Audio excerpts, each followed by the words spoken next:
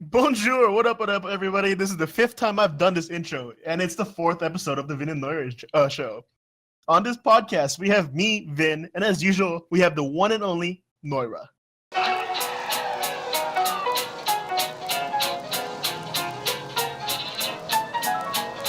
ahead. Make my day.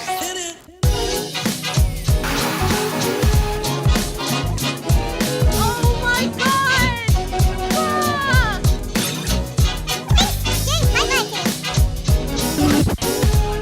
Bacon, sausage, and pasta. Bacon, sausage, and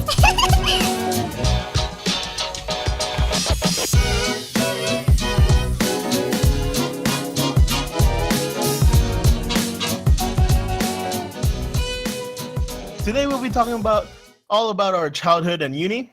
And hopefully you guys will find our socially awkward experiences interesting. I hope you guys are ready for some shits and giggles, and welcome to the Vin and Noira Show. Welcome, everybody. We're back again this week again. Hopefully, you guys have missed us. Haha. You would think after like 4 episodes I'd get the intro down. No, you're just worse now. Apparently, you used to be able to do the intro in one go, and now took like what 6 takes. 6. It's called 6. I would think that maybe like on our 100th episode, if we ever get there, that's when I start fucking up. I But think nah. we're still gonna fuck up regardless. So Noira, you got anything important? Like any recent updates recently, like on what you've been doing and whatnot? Well, obviously, I've been streaming. Thankfully, I guess my Twitch has actually been growing, which is great. I've been getting to know lots Yeah. of friendly streamers, new streamers, get into the community and whatnot. And I met some really interesting people. Like, I thought that there was only one way of streaming, right? Which is like the hype way, or like a la radio VJ kind of streaming, like what I do. Right. But I found that there's this other dude who streams. He streams what's that game, man? The something Surviving on Mars, was it? Surviving Mars. Yeah. Yeah, Surviving Mars. So he streams that, and it's a very lenient game, right? But he streams it in a way that it's really chill. It's like you're listening to ambient music with a podcasty voice on top. You know that kind of feel? I don't know how to explain that. It's just... Is it like watching Morgan Freeman or something? Yes. He actually has a very podcasty voice, and he's from Germany. So he has this accent, and it's really nice. Are you gonna do a shout out? What's I his name? will. His name's the Gamer Spirit, guys. You should check him out on Twitch. Seriously. He's like the best thing to listen to when you're working. Let's see, what other updates I have. Also, I wanted to tell you that not too long ago, it was Nobuo Uematsu's birthday. The music composer Educate of some Final listeners. Fantasy. Yes, the guy who's in charge of music for all Final Fantasy. Below Final Fantasy 12, I believe. So, for Final Fantasy 12, I think he only did the opening, if I'm not mistaken. But everything else... Susanna Kid? No, 12. Oh shit, 12, the My one with bad. the bunny girl, Fran. Yeah, he only did like the opening, and then he did everything else. So you know that he's made some pretty amazing music. Like, a good part of my playlist right now on my phone is like Nobuo Uematsu. The shit I play on piano is almost exclusively Nobuo Uematsu. And I recently also made a lo-fi mix of Balam Garden and Final Fantasy VIII, which is also Nobuo Uematsu. This is also the dude who made me start playing the piano. So, yeah. He's still alive, right? He's still alive, yes. So his birthday was on the 21st of March, 1959, if you want to be, specific. And he's currently 59 years old. And what's interesting is that trivia, he actually started composing Final Fantasy music when he was working at a music store as like a hobby. Oh, that's pretty cool. I know. And Humble beginning. yeah, and he turned out to be flippin' amazing. I think he's one of the best music composers of our generation, man. Him, Hans Zimmer. Yeah, Hans Zimmer. Well, yeah. Would Final Fantasy music fit in a blockbuster, you reckon? I think it can. It's all up to the composer, and you can tell from the way he composes his music that he could probably pull off a movie. That's true. He did pull off Final Fantasy, what's it called? 7, Advent Children. Oh, talking about that. Do you remember that there used to be this Final Fantasy before Advent Children? It was a movie. I think it was called Spirited Something. What was it? Oh, the one with Captain What's His Face? Yeah, the one with Transformers and shit. Yeah. What is that? I was like a kid when that came out. I have Yeah. like barely any memories. I remember when I watched it, I was like, holy shit. I had to constantly get double takes. I was like, are these people real? Like, are these even real or not? Like, I couldn't wrap my head around it because it was just so realistic back then. I should probably watch it. I mean, I don't know. It doesn't give me that Final Fantasy vibe. I know. Like the fucking cover looks like Gundam or something. You know what it fucking reminds me of? Do you know, one of my favorite songs from Linkin Park is Points of Authority. Do you know the MV? Kind of. The one with robots and stuff like that? Yeah. I'm not a big MV watcher, but still. Yeah, I know what you're so that's what the movie actually reminded me of. I was like, this is like something straight out of Linkin Park. But yeah, I should totally rewatch that. And you know what? Another thing I want to do is play Final Fantasy VIII. Final Fantasy 8, 9, 10, 11, Yeah. 15, 16, 17. Yeah, all of them. all of them, man. Final Fantasy VIII. But what's actually surprising is that I've been browsing Reddit a lot lately, right? And apparently there's this dude who was on Reddit and he was like, yo, can someone tell me who the writer of Final Fantasy VIII is, the screenwriter of Final Fantasy VIII is, because, I want to blacklist this dude and make sure to never play games that he writes again.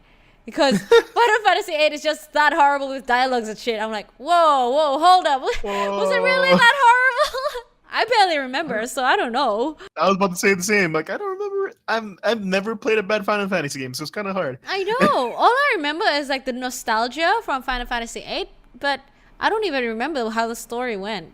I just know that fucking Squall and Reno is like awkward as fuck.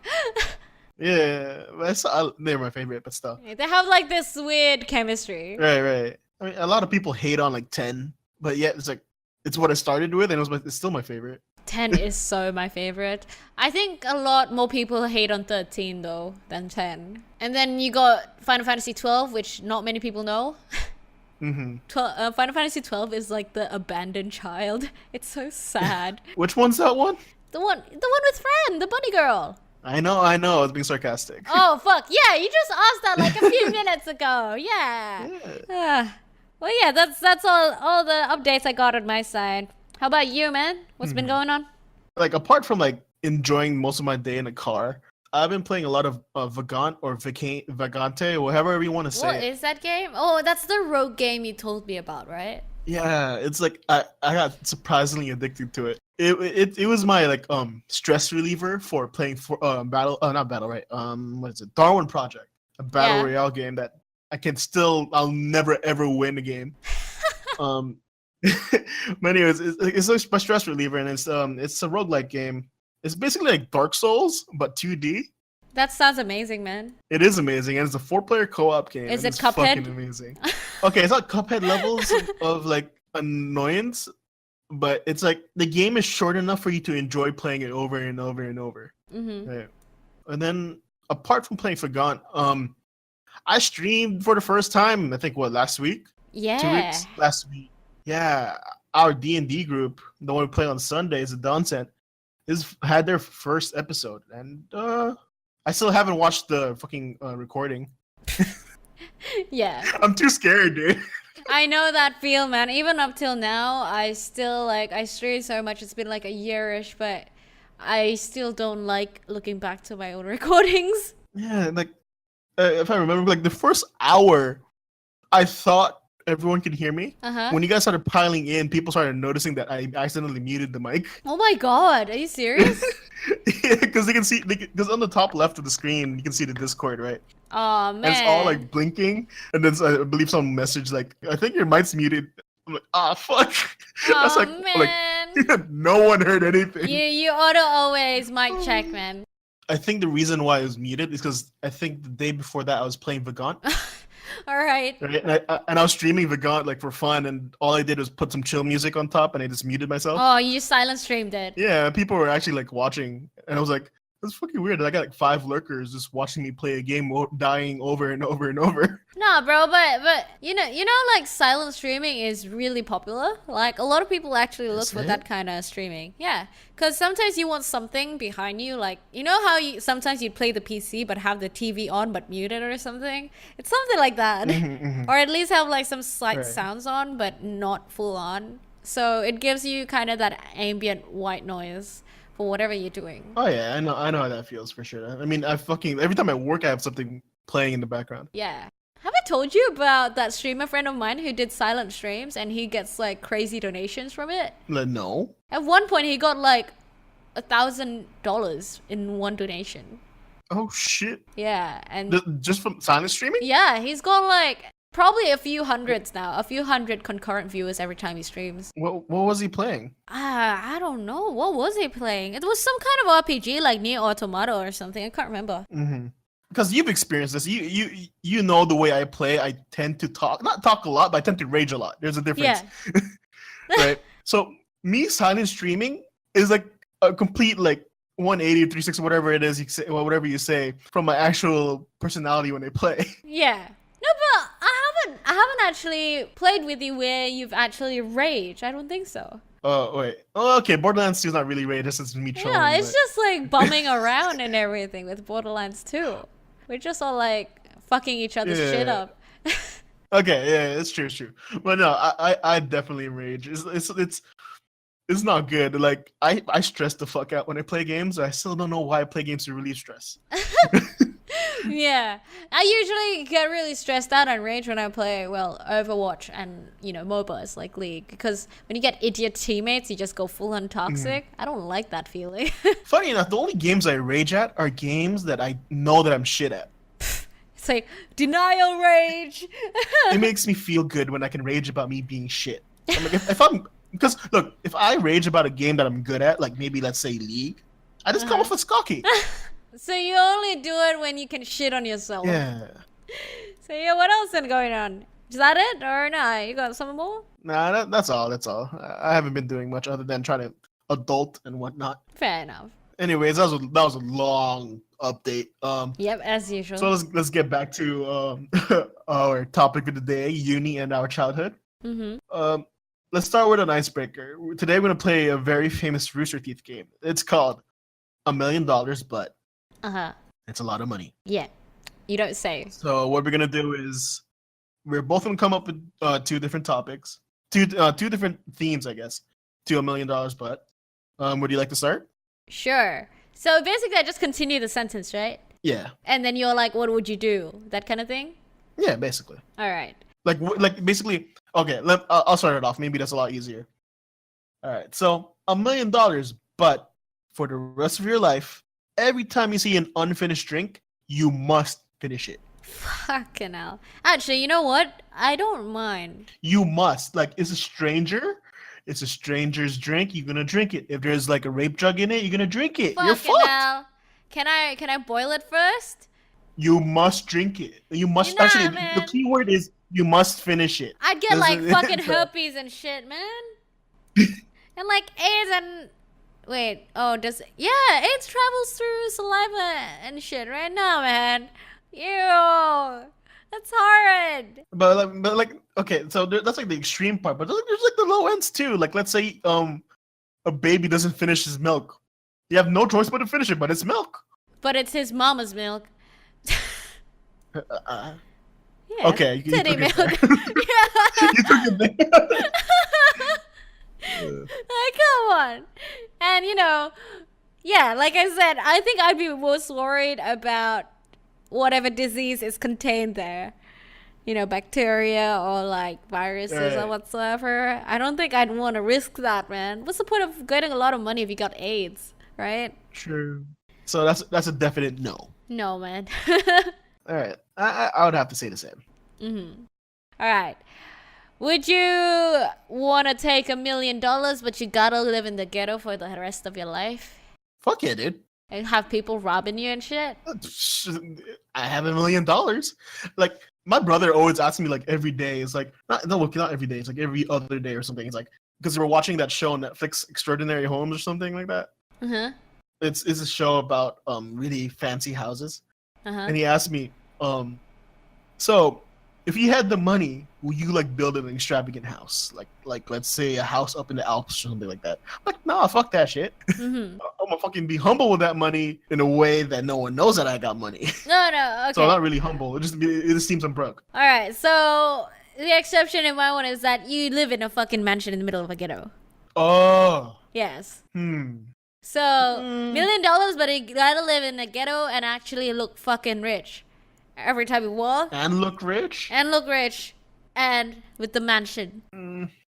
Nah, dude, that's like just a giant target on my back. I'm not taking $1 million. It's cool. I'll take my happy like mid-class, like midlife, whatever shit, and live in some like You rundown could hire house. gods though. Yeah, but that's like it's too high. It's like I like living low key. I can't handle that. I can't. Would you take it? Nah, man, Nah. that's like suicide every time you get out of the house.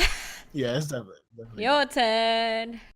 So, $1 million, but every emotion you have is amplified like an anime. You have no control over it, and sometimes you narrate your thoughts out loud. Is this because you fucking watch Kakegurui? Maybe.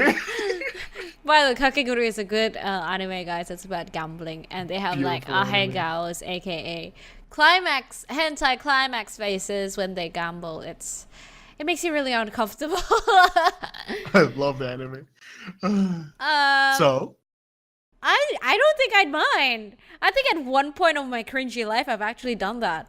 When I was in high school or something. where every emotion you have is amplified like anime. Not to that extent, but somewhat. Like, you know the shocked Japanese reverse stab thing that they do? You know The what? fuck? Like when someone in anime is surprised, they kind of do a dab. You know what I mean? Oh, okay, yeah. I used to do that shit. I was cringy as fuck back at school, man. Nani? Nani?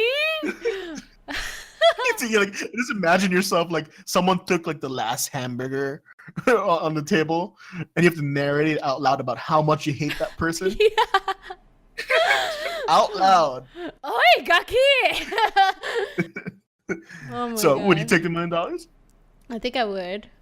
I would. I think You it would be would? fucking hilarious. Omae wa mo shinderu. Nani?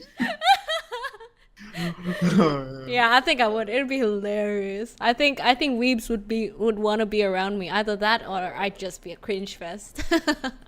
You'd just be a cringe fest. I don't think you have weebs following you unless you're like at a Comic Con or something like, Yeah. like that. Or at least if I play online games, it wouldn't seep through. If I don't play with my voice chat on, at least I'd have friends online.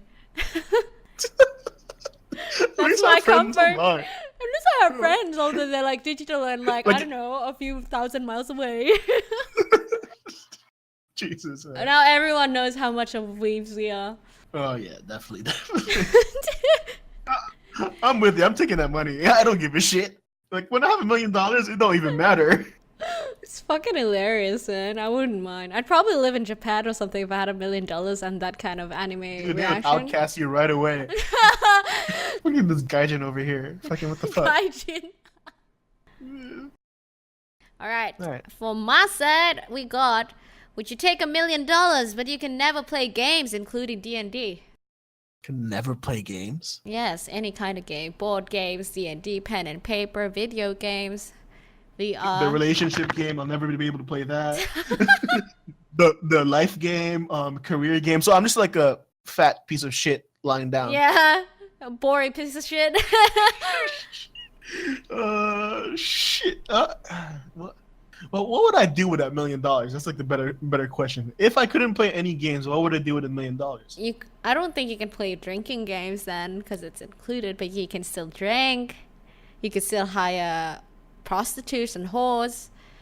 like okay, like that's like my definition of fun, right? Hiring prostitution, prostitutes Yeah, and whores. and you know, get a boat.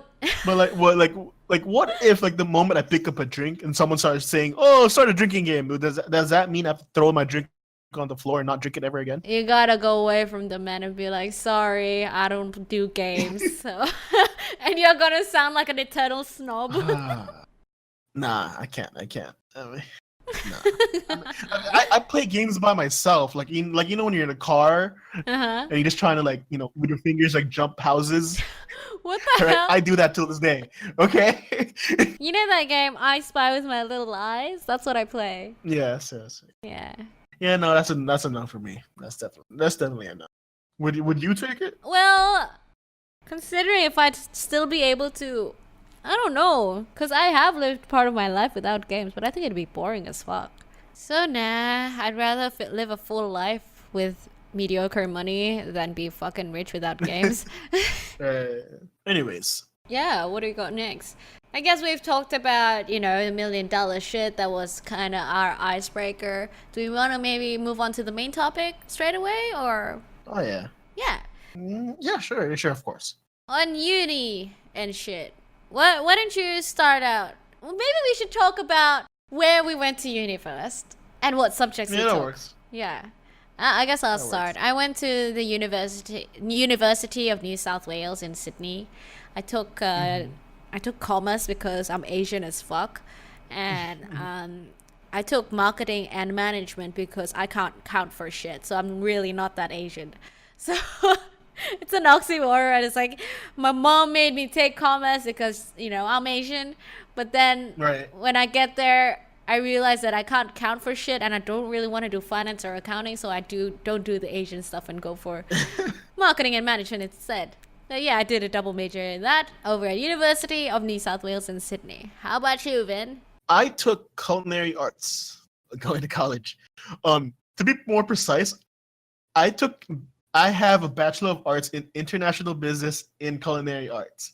What the fuck? Funny thing is, Wait, there's a Bachelor of Arts in Culinary Arts? yeah, dude, it's a What? bachelor's in International Business in Culinary Arts. I have 2 bachelors and 1 higher certificate, if I remember correctly. Huh. Interesting. I did not know that it was international business until I was graduating college. What the fuck, man?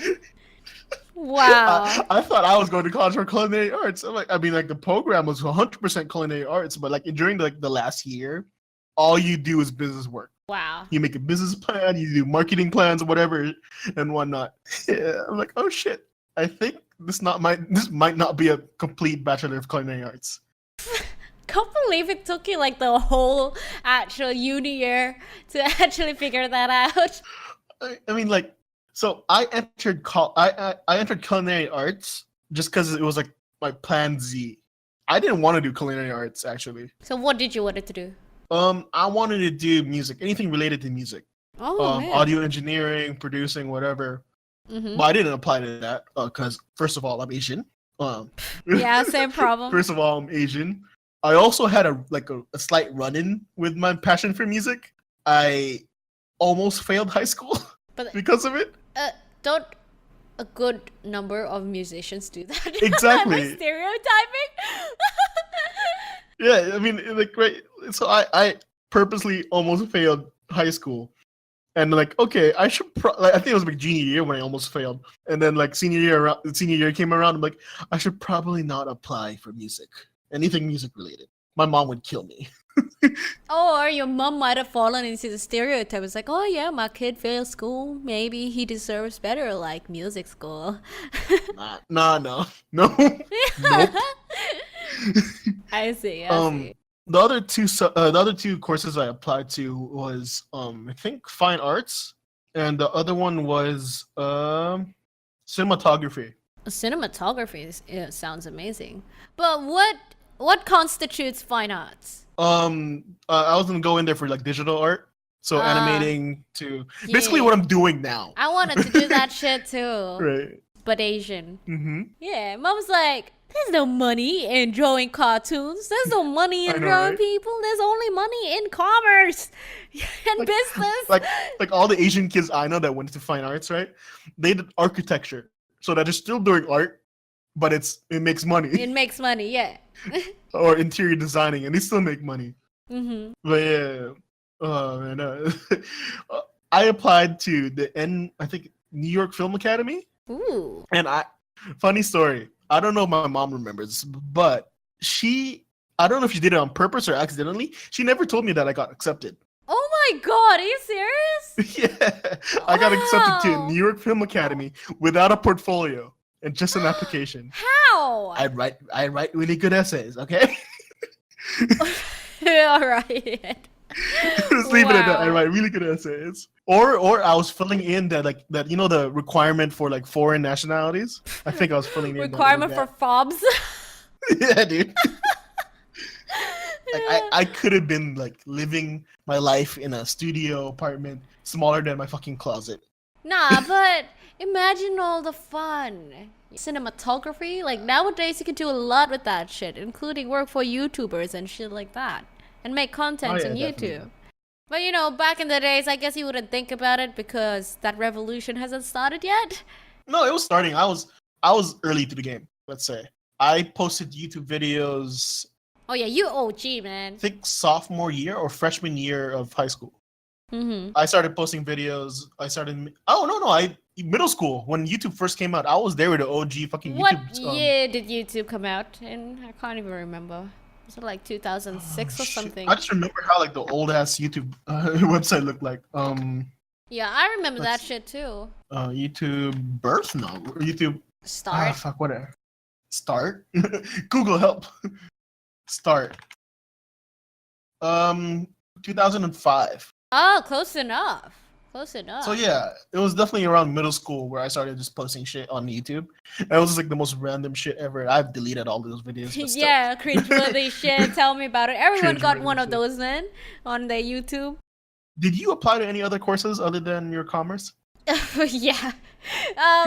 Yeah, kind of.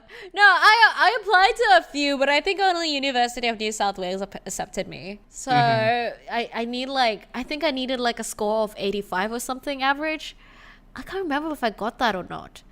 I don't think so, because I think that's the reason why I got delayed by a year, because I need to do another year of the course because I couldn't be bothered fucking studying.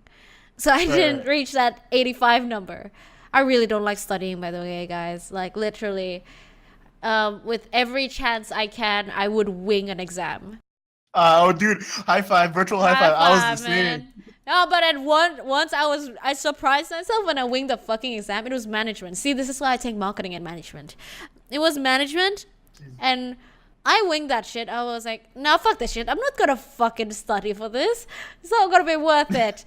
That's what I said. I don't know how it made sense. That's what I said.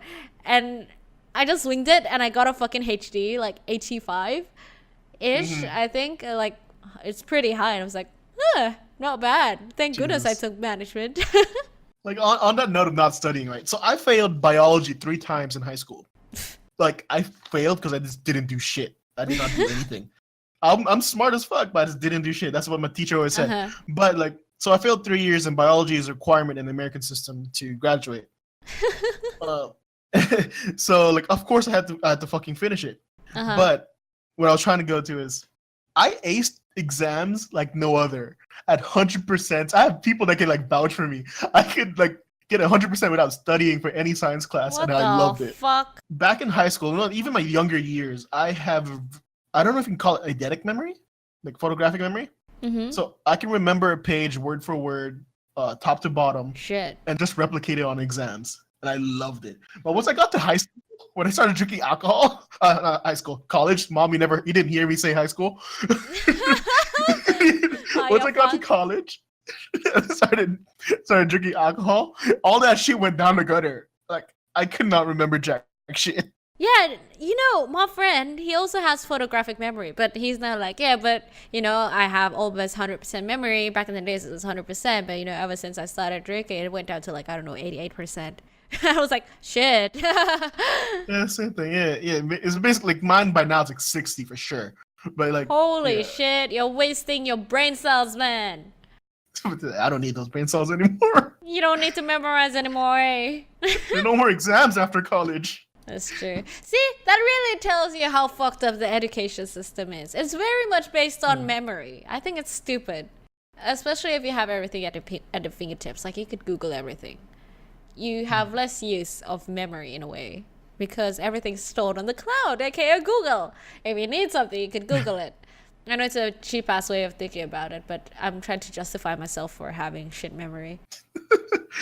Oh man, I miss university. I mean, the university I went to isn't like your normal orthodox like fucking university where you take multiple courses, multiple majors, minors, whatever. You didn't do that. We had a set course of classes that we just took every year. I mean, every 6 months. Our classes weren't even like a full year. It was every 6 months. You get the 2-week break. You continue on. But so culinary arts is a very interesting course, I guess. Luckily, I went to like one of the nicer curriculums. And basically, for like the first year or two, I was like working in the kitchen full time. Basically, I was basically like a fucking slave. That sounds fun. It was fun. I loved it. Like fucking my favorite chef is still there. But like I had the privilege of going to a really cool school. But at that school, like the benefits are like, oh, you get a free breakfast, lunch, and dinner. Snack time is free, and these are all buffet, right? Or fine dining, whichever one you want. Yo, that's so good. But here's the catch: you're cooking all that shit. So they actually supply you with the ingredients. Is that it? Oh yeah, for sure. Like one of our classes is called main kitchen, and all you fucking do is cook for the mass for the entire school. That's so you're good. up at 5 a.m. to fucking cook for the school. No, but that's such a good curriculum, though. Think about it. That's amazing. It's a really good curriculum. Shout outs to Culinary Arts Academy of Switzerland, Caesar Ritz. But like, yeah, it was fucking amazing. It's a beautiful curriculum. I felt so lucky. Thanks, Mom. I know you always listen to these podcasts, so yeah.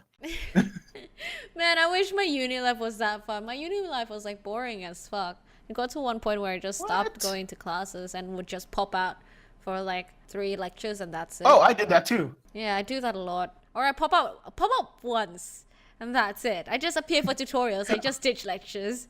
I'm gonna bring it up again. Mom, close your ears. Fucking, I ditched class like a motherfucker. I played the system so well. Right? I had one absent left before I get fucking like suspended or like whatever. Oh my god. Like, yeah, same, right? man. Same. Yeah, here's the thing. People think that people who ditch classes are like delinquents, and you can imagine them being punk ass kids, drinking around and shit, or like they're the crazy as fuck, doing mad things. But no, we're just fucking lazy sometimes. These are the people who game at home. It's definitely laziness, because I remember like I'd wake up, I'm like, do I want to go to class? And like, I live in the dorms, and class was just 2 minutes away. All I had to do is walk. Right. So I wake up 5 minutes before I have to go to class. Yeah. And I still fucking ditched. Yeah, I do that too. I love how like in college, no one gives a shit if you ditch. So like I'm in my room on college like grounds, in the dorm, ditching class, and I give 0 shits. And I pop up for lunch, and I pop up for dinner, and teachers can see me. Okay. Yeah. Do they say anything about it though? No, they don't. No, they know. Okay. Yeah, because I remember when I hung around with my friends, they were always like, yeah, you always ditch class. Like, I would ditch class for the stupidest reasons. It's like, oh, do you want to go to class today? And I'm like, no, man, the new season of Arrow is out. Or like, no, man. Oh, when I went to Shanghai as well, right, for like 8 months for language studies. And at one point, I was going to go to class. But then when I opened up Instagram, I realized that I couldn't open it. And then it got fucking blocked. And my friend called me. I was like, are you going to class? I was like, nah, man, Instagram got fucking blocked. It ruined my mood. I'm not going to class. Oh my god. Yeah. Stupid as shit. I feel bad because it feels like I'm wasting money, but I really need to work on my discipline. At least it's a bit better now. It's not as bad as it used to be. Yeah. At least it's a bit better now. I mean, now if you ditch, you lose money. Like, you actually lose money. Yeah. But back then, your parents are paying for shit, and you take that for granted sometimes. You do. And you just ditch. I do feel bad though. I mean, now we do. Back then, we did it. But I had some pretty good times ditching class. Oh, yes, so did I. I mean, I went to McDonald's. Well, yeah, Macca's, please. You always do that as well. Man. I went to McDonald's. I went to the arcade. Yeah, same. I went to the arcade. I played those fucking claw machines and shit. Right. Oh, yeah. And like do purikura. The fucking photo booths. Japanese photo booths. I ditched class to eat hot pot. Oh yeah. For lunch, okay? For lunch. Here's the thing. At one point, I really started to like ditching classes because it was towards the end of Right. the semester, and I was like, oh, I'll do It's very fine. addicting. Yeah, I'll do fine. Like, I'll just wing the exam basically, and I did fine. Right. I stopped going to the lectures and shit like that, and I would just Mhm. ditch class. And at UNSW, at University of New South Wales, there's this new building called Tyree Building. Back then, when I was there, it was new. It's got like glass panels and shit like that, right? And because I was part of the street dancing society, like all my mates would just go there to cypher, aka just put like music on and everyone just dances and freestyles or train whatever they want to do. Right. So I'd always ditch class for that. It was like the best shit. So instead of going to class, I'd just be like dancing on like the fucking streets in front of a building with a bunch of mates. Mhm. But yeah, I don't. Well, to be fair, I probably never use like I've probably only used 1% of what I've learned in uni at work. Well, I can't say I've used only 1%. I cook every day, but Yeah. For me, it's only like about 1% mostly. Mhm. Like theoretic stuff, yeah. So I Right. don't know if that's that relevant. Here's the thing. I have a theory about tertiary education, right? So Okay. I have this theory that some people, these universities, one day decided to milk money. So they started making courses out of shit that you could probably learn by yourself if you worked in the industry. Right. Let's say maybe like business, right? Business in general, like management and marketing. You can learn that shit on yourself by working for a company, man. You Oh, don't yeah, definitely. What theory is there that's applicable, right? Accounting and finance, you still need to learn the rules, so I guess that's an exception. So things that are more heavy on the technical and theoretic side, like programming and shit like that, you probably maybe should go to college for that, because you'd probably doze off and laze off if you try to learn it on yourself, by yourself. Right.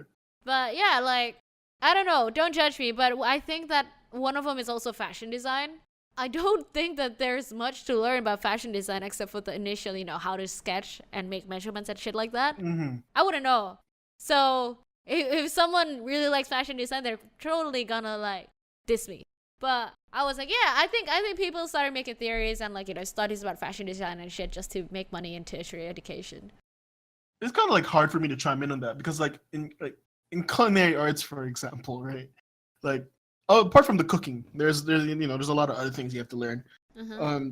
It's kind of weird because like the way my curriculum was set up is that yes, you're going to college to learn how to cook, and it's something you can definitely do on your own. You're going to college how to do business work or whatnot. But like all of that you can do at home, especially for like becoming a chef or F&B director or whatever you want to do. That's perfectly fine doing on your own. I mean, like most of the time when you go for an interview for culinary arts or F&B, they don't give a shit what's on your CV. They just want to talk to you. But like, I think, wait, I lost my train of thought for a sec. I think that because of the way my school was structured, you basically just went to school to get contacts, network, and that's it. Yes. Yeah, I think that's the most significant part of college. Networking, learning how to do teamwork and shit like that. Networking is the most important, definitely. Yeah. That's what I think. Like you can forget teamwork, just networking, period. Your social skills. I think the difference in your case is that the mentorship is actually very significant. Like, you really need that mentorship from like the top chefs and shit like that, right? You like to know, what people like, the trends are, yada yada. For business, the thing is, every single fucking business is different. If you take lessons on entrepreneurship, then maybe that's a different thing. But marketing and management, you can't apply the same shit to every fucking company, True. That's why I feel like it's less relevant. And I actually learned much more by working and doing and blogging and exploring and talking to other people than what I learned at uni, which I paid fuck tons of money for. I feel like it's such a waste. It's just like a fucking title to get reviewed in a fucking CV. Okay, so let's like move away from more serious topics about college. Yeah, I'm just like complaining about uni now. I'm like, oh shit, we're talking about like the system, fuck the system, etc., whatever. But like, okay, so let's get back to more fun bits of college, for our younger viewers or listeners, whatever. My question is, when did your clubbing phase ever end? Fun thing. I never clubbed when I was in Sydney. I started clubbing when I decided to. So that was actually when I went to Shanghai for that 8 months. I was like, you know what? I'm done with uni and I'm out of the country again. So this is probably the last fucking time that I get to break myself if I really want to. Like I could go all out if I want to. So I decided to go all out. I clubbed like fucking 4 times a week and shit like that, right? Right. Yeah, and then after when I got back, it just ended. Like I wasn't interested in it anymore because I've experienced everything. Cause you know, here's the thing. I didn't start out slow. I went full on hard, right? Right. When I got to Shanghai, I started clubbing like 4 times a week straight away. Like most Asians that go to college, that always happens. Yeah. And I go hungover every day, but like, when I got back to Indo, I got bored. I wasn't into it anymore. I was like, nah. Right. So it ended. I don't even club anymore now. I just drink beer and shit or wine at home. Yeah. For me, for some reason, it's the complete opposite of what you did. You went hard for like 8 months or whatever. Right. I went hard as well for like a year or so. Sorry, Mom. Man, I feel like my mom's gonna kill me after this episode.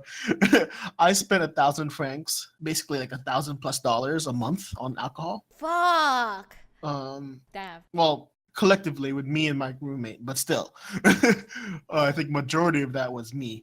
But still, roommate, aka Steven? No, not Steven. This was my best mate. Name is Dan. Why did I forget his name for a second? Dan. Daniel Wren, like the most British guy for me. Anyways. Hello there. Would you like a cup of tea? Yes, that kind of British. I want to meet this Dan. He's a cool dude. But we went hard. I went really hard. But something happened within the second year where I still went to clubs and I tried as hard as fuck to enjoy it. But did you? I didn't. Like I can say it myself now after uni that the 3 years after that 1 year of hard clubbing was just me just trying hard as fuck to enjoy clubbing.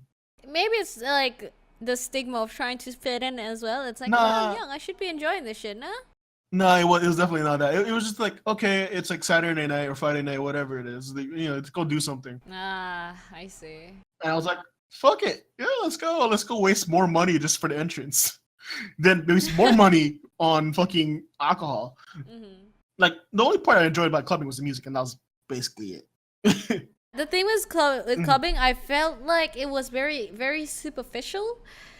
I don't know if it's because of the circle I was in, like Indonesian people, and like you meet new people who you don't really talk with the next day, but you act kind of friendly whilst you're clubbing and drunk, and like you club with people who are in the same class as you, and you're like besties with them on that night, but then tomorrow you're like, hey, you want to go for food, and they don't fucking reply. You know, that kind of superficial shit. I don't like that, because the thing is, when I got alcohol, I'm actually sincere. So when I'm being friendly as fuck, I actually enjoy being friendly as fuck. Right. I don't know about other people.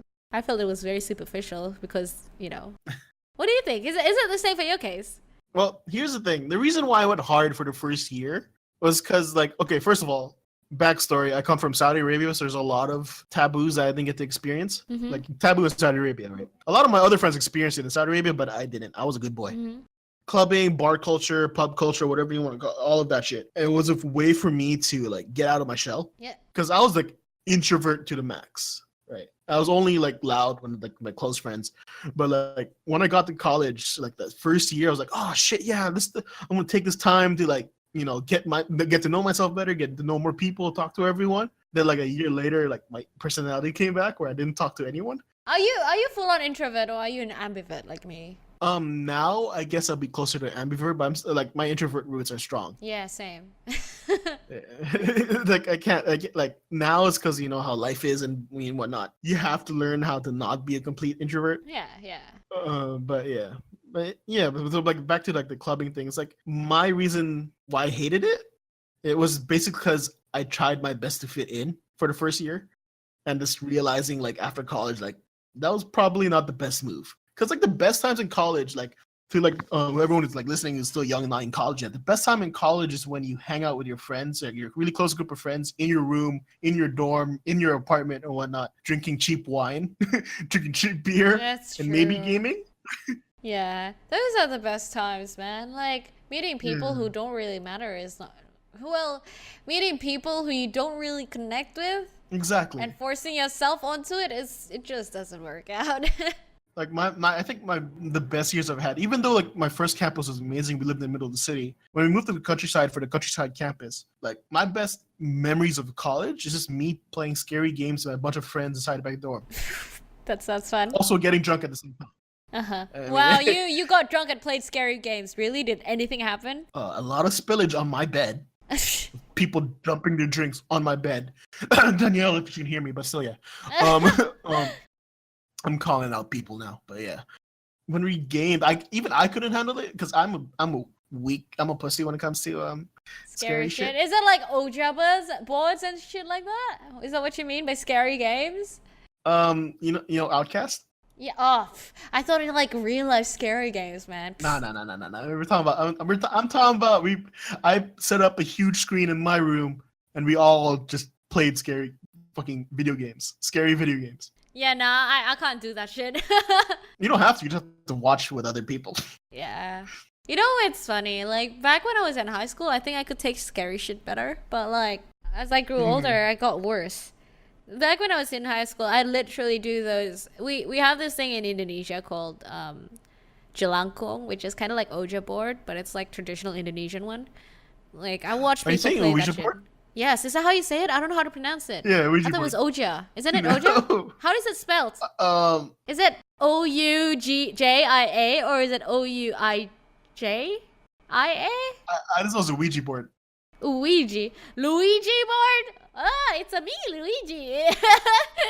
What, dude? You like before you said Luigi, you went like a little bit Japanese. Ouija board or something. Whatever. I can't get your accent, but whatever you said, you went like a tiny bit I Japanese. have for a no second. idea, but I'm gonna Google it. What is it actually?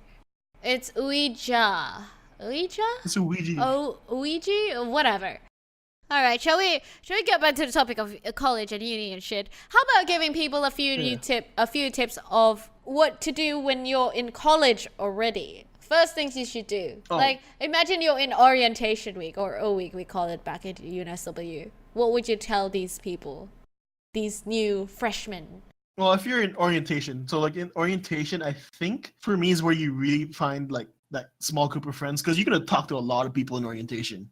Based on my experience of orientation, there's a lot of people you'll talk to, but amongst all that people you'll talk to, you'll find that small group. So one of the biggest things I say during orientation is like network as much as you can. Yeah. But apart from orientation, I think things to do in college. I guess for me is like my two biggest regrets of what I didn't do in college. So, my number one tip is travel as much as you can, like solo if you have to, be it in the same country you're doing in college or out of the country where you're doing college. Yeah. But like, travel as much as you can, dude. Like, because once you leave, you have to wait for your salary. You have to apply. You have to like wait for a vacation period. Like, fuck Yeah. that. About traveling, on the topic of traveling, if you want to travel, you can do it either during college Right. or after, right before you work, or for short periods of time during working. Usually it's not as fun when you only get like off days, like what, a week? What are you gonna do for a week? You go to fucking Europe for a week. What are you gonna do? You're not gonna get much. So it's obviously much better you do it probably before. That's what a lot of my friends did back in Sydney. So they planned their travels first before getting into full-time work and then go back for full-time work. And then they'd be happy as fuck. Yeah. I mean, I kind of did the same thing. Like right after college, I was straight to work though. But like literally, I graduated the day before, and the next day I was already in my next job in a different country. Oh damn, that's crazy. Yeah. But like it's a different feeling after college. Definitely, feel like you're traveling already after college because like first of all, it's your money. So the reason why I say travel as much as you can while you're still in college, because number one, not your money. Number two, you're not gonna worry about going back to work. Yes. Your worst worry is going back to school. Yes. It's a nice in between. That's true. You get breaks for like what? Like summer break is what, 2 months, I believe? Well, my breaks were just 2 weeks. What? No. There's that semester break, right? No, yearly break that you get. It's like about a month or two. I told you I didn't go to a regular college. That's true. Yeah, our terms were like 6 months. Then you get 2 weeks off and 6 months again. Yeah, my boyfriend was actually the traveler type. So when he went to college in Germany in Hanover, he got like a month off. He just traveled all around Europe by himself, like backpacking and staying at hostels and saying hi to. He stayed at Korean hostels, and these Korean hostels loved him because he could speak Korean. And they'd let him stay for free if he helped out with the dishes and like doing the beds and shit like that. Nice. So that was fun, and he has lots of stories to tell about that. I wish I did that too, man. I wish I had more confidence, and you know, I was more of a risk taker when I was younger. Like I started doing that after college. Like if I did all of that during college, I'd be like the #1 travel blogger by now for sure. Damn. like I had so many good experiences like after college traveling solo. Like I wish I did that when I was in college because like I can make YouTube videos so easily. I don't have I can come back home and not think about what I have to do for the next day for work. Yeah. All I can do is edit and I'd be happy. Yeah, see, here's the thing. In college, I would say if you're in college, focus on your fucking hobbies, man. Yeah, I was about Whatever to say, you like to do, hone on that. Yeah, like I Yes. was about to say, like my second tip when you're in college is fucking explore interests. Yeah. Like if you always wanted to learn how to play guitar, that's the perfect time to learn how to play guitar. Yeah. If you want to try out Right. streaming, that's the perfect time to start streaming. Exactly. Lose all your friends in college. Just make friends online. Yes. Fuck it. Talking about friends, my best tip that I always tell to everyone who goes to university is that you should always try to seek out societies. Look for societies. Like, because every uni has a fucking society, right? But whatever your interest is, like fucking anime society, Japanese society, or what I did, street dance society. Just find the society that fits you best, because that's also one way you can find your closest friends. Because back then I was really introverted. I was still a timid little girl. I barely was confident. Right. I was really timid. I didn't really have friends from classes and shit like that. All I had were like fucking church friends, and they probably were friends with me because they felt bad or something. Ouch. Yeah. And then I got into the dance society, the street dance society, hip hop society back at UNSW. It was a fucking amazing experience. Everyone was welcoming and we shared the same interests. So we would always talk about the same interests and have fun around it. You meet the best people there because you guys share the same love for the same thing. So find societies, people. If you have no hobbies, there are boring societies as well, like the business society, what we call the BSOC at UNSW. There's also the finance one, you know, that kind of thing. So just whatever fits you. I never got to do that. So like that's a really interesting take. Because when I was in college, I think there were like societies or clubs or whatever you want to call it. But I never went. I already had a good small group of friends to do that with. Yeah. I mean, if I didn't go to a society, I don't think I would have enjoyed uni as much as I did. Because honestly, compared to high school and shit like that, uni was the best time for me. And it was all because of the society, because I encountered the society I was in. So look for your hobbies, and then look for the hobbies that actually links up with your society. Look for the society that actually links up with your hobby. So are those your tips for when you're in college? Yeah, because first of all, you don't get to explore your hobbies when you're done with work. At least because you'd be relatively much more busier than you were, and you'd barely have much time. I don't know. In my case, that was it. I barely have much time after I started working to explore hobbies like making music, playing music, gaming, drawing, shit like that. So if you want to explore all of that shit and maybe even get good, do it during college. Going on that tangent of like tips to do when you're in college, what about right after you finish college? Right after you finish college. Like day one, right after you fucking finished college, you graduated and everything, you still don't have a job. What should you do? Travel. Yeah. Yeah, one of the best options is to travel. The second one, I guess, would be to, if you can't find a job, find internships or events, you know, temporary jobs. Because when I was in Sydney, I think one of the breakthroughs I got was getting a job for an internship, like a non-paid job for a day at like some entrepreneurship event. That really helped out a lot with networking and shit like that. I actually met with lots of executives and shit like that, so that was quite a breakthrough. Or, you know, you could enjoy your life a bit more and take up casual jobs like being a barista for the little while you can. And let's see, what else? I don't know. Travel. There's not much leeway between you being able to not do anything and then having to do something because you run out of money. Right. There's not much leeway between that. Right. So if you want to slip something into it, it would be travel. I think that would be the best. Yeah, like for me too. That's like, but like mine is more specific. Travel solo. Yeah. Don't travel with friends. Fuck them for a while. They'll still be there. They'll still be on Facebook. Don't worry. But travel solo. Like you, like not the soul searching type of traveling solo. Like more of like travel solo to experience the world, open up your mind. Mm-hmm. Like not not the part where like, oh, I feel lost. Like let's go do something. No.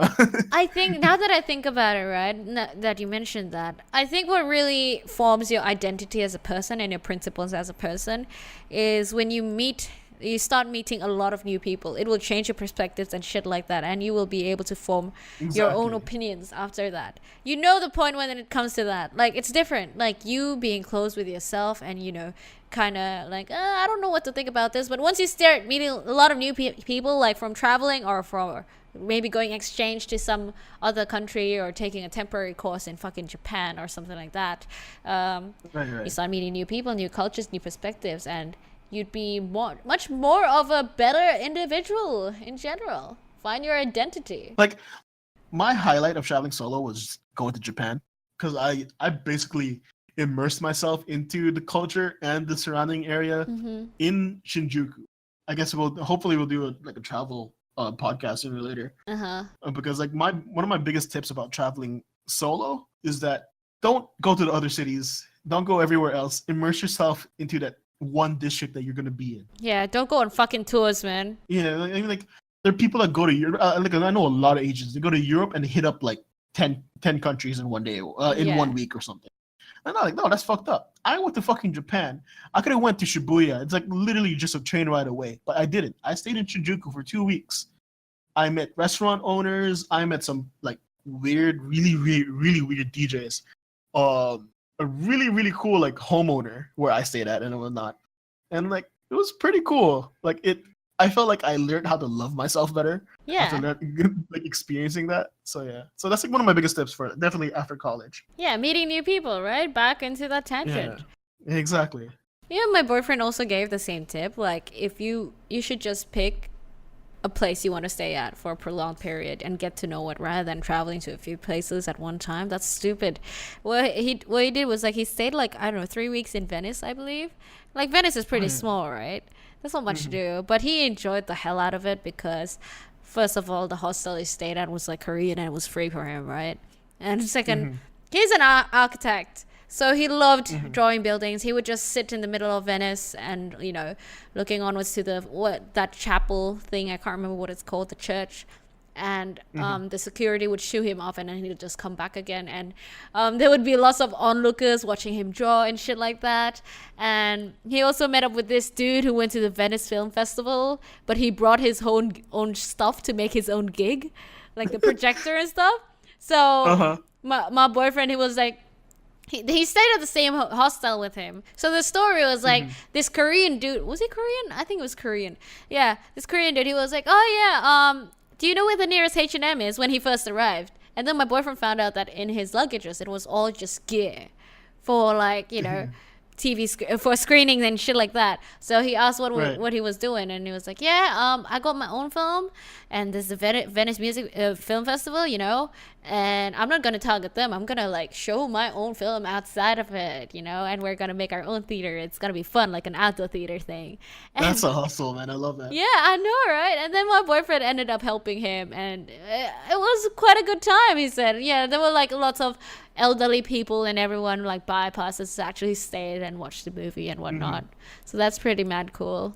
So you get to have those unique experiences that you wouldn't have if you never traveled, honestly. Because when you're staying in your own city, you tend to stay in your comfort zone and not explore. Exactly. I think that's what makes the biggest difference between traveling and not traveling. And like, I think I had one more tip, like about right after you leave college. I think it's like one of the biggest things is write up a passion project. Like it could just be an idea. It could just be like a concept, basically. It doesn't have to be much, but like start writing for sure. Like it could be like a baseball fucking court or whatever you want to do, or a baseball diamond, whatever. But start writing. I think that that's one of my biggest regrets. I wish I started early. Yeah, finding out what you want to do is also the hardest shit, right? Yeah. I think what I did back then was I did like a whole huge mind map. I was just writing words because I'm a huge writer, like hand writer. I'd just write and write, so I wrote whatever I was interested in and where I would be able to take that career to if I pursued each career that I jotted down, or alternatives and stuff like that. What are the possibilities of this one and that one, and what routes I should take if I decide to take on this one. I think that kind of helped me set up the path I wanted to go with.